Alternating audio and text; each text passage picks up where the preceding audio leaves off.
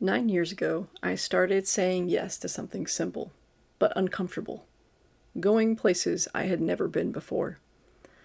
I've now been to 24 other countries, but like most stories, it didn't start big. It started with a simple family trip: France, Belgium, and the Netherlands.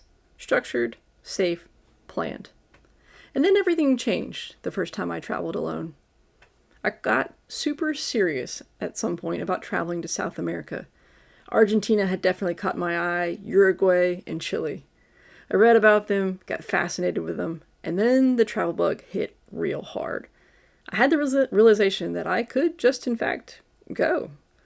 Now, I'm a planner. In my room, I've got bulletin boards covered in index cards, goals written in thick Sharpie handwriting that, honestly, they look like a fourth grader who took an engineering class. And every time I complete one of those goals, I take that index card outside and, well, I burn it. It's a little dramatic. I'm a bit of a pyro.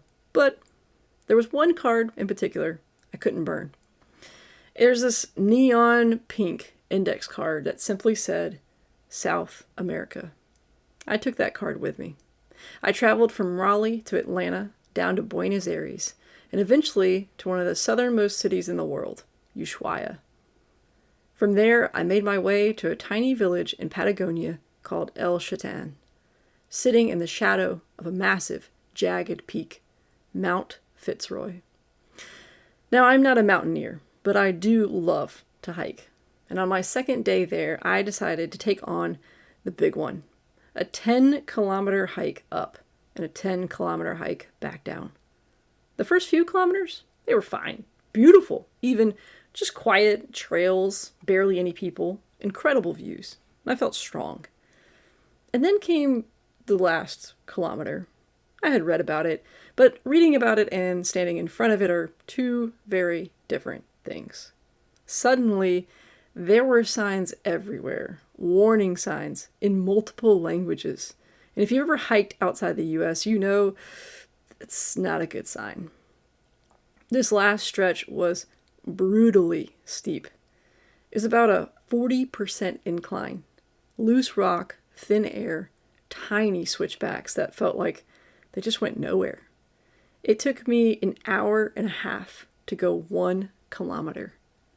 And the whole time, I knew I was racing something. The clouds. If I didn't make it to the top by 12:30, Mount Fitz Roy would basically disappear behind them.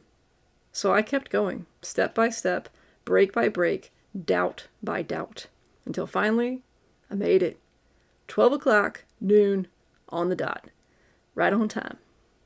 At the top, people were scrambling to take photos, helping each other out, rushing to capture the moment before it vanished. And right behind the mountain, you could see it. The clouds were starting to roll in. I took my pictures like everybody else, and then I remembered something. That stupid neon pink index card was with me. I pulled it out, wrinkled, worn, and a little ridiculous, and I propped it up on a rock. And I snapped one last photo as the clouds rolled over Mount Fitz Roy. This bright, imperfect card stood in the foreground, and one of the most beautiful places on earth behind it. And in that moment, something clicked. That card started as nothing more than a scribble, just an idea. But somewhere along the way, it turned into a plan, and then effort, and then action, and eventually, a reality. Standing there, I realized something simple, but powerful. If you write something down and actually chase it, you can do things that you once thought were impossible. So here's my question for you today. What's your neon pink index card? What's that idea that you keep thinking about, but you haven't actually written it down? The place you want to go that possibly nobody you've known actually has gone to? The thing you want to do or try? The challenge you keep putting off? Because here's the truth, most dreams don't fail because they're seemingly impossible. They fail because they stay inside your own head. So write it down, speak it out loud, put it somewhere you'll see it, and then take one small step towards it. Do a bit of research, make a plan, take the first step, even if it's uncomfortable. Because 9 years ago, I was just someone with a messy bulletin board and a crazy idea. And today, I've been to 24 other countries. And it all started with an index card I couldn't burn.